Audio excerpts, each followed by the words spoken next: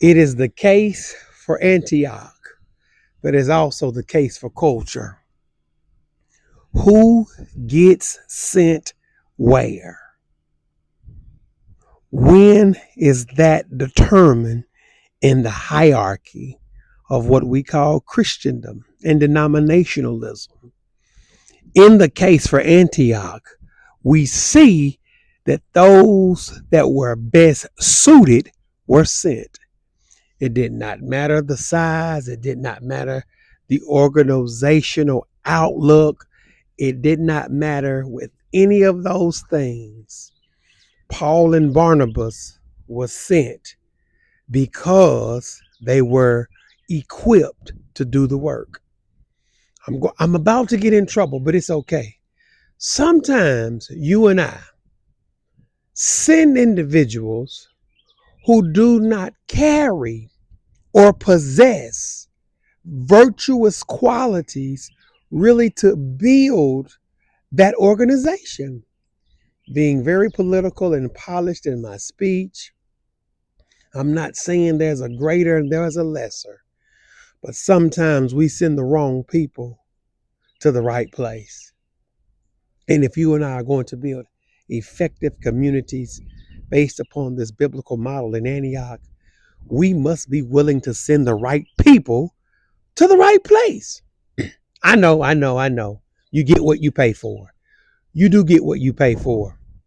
And when you do not have what you need to get what you need, you pay for it. When you do not have to get what you need, you pay for it. So you get what you pay for. As a church, as an association, as a tri-state, as a regional, we must take a more serious look, national level, on where people are being sent. This is no knock to the denomination in which I love and serve. This is just a perspective when we look at the case for Antioch and we see that when it was time for commissioning to become priority, certain people went certain places. Yes, you do want the polish, you do want the poised, you do want those preaching machines in those places that complement their gifts. Of course, you want that administrative prowess, but you also want everybody to get a fair share and shake of what it looks like to be an organization that's truly effective with the right leadership in place. So I go back to the case for Antioch. Who are we sending? Who's being sent? Who's being commissioned? Where are we sending those people? And when we send them, do they have the support that they truly need to make sure those organizations thrive? I'm having, excuse me, I'm having an epiphany on some things because for so many years, the full time, all the time pastor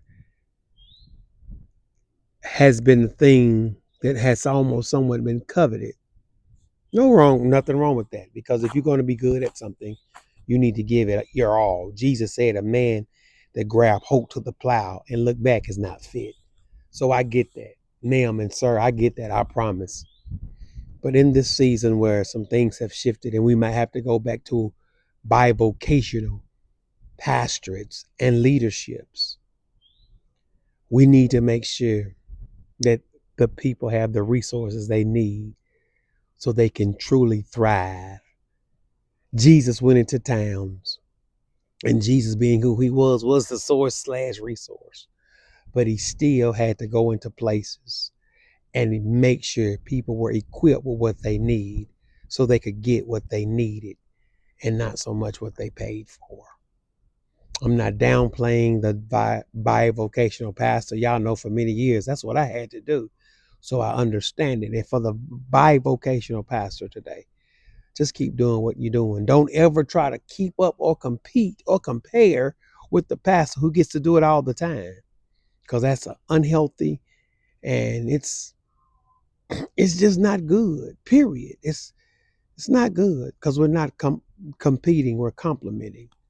So I say again, are we sending the right people to the right places? And if so, how can we restructure organization so that those churches can get what they pay for with the assistance of others so they can be effective organizations? It's the case for Antioch. Make sure we're sending the right people to the right places with the right personalities and the right programs, the right paradigms, the right process, the right procedures. Because when we do that, everybody wins. It's the case for Antioch. Pastor Cornelius here. Welcome to this Thursday edition. Peace.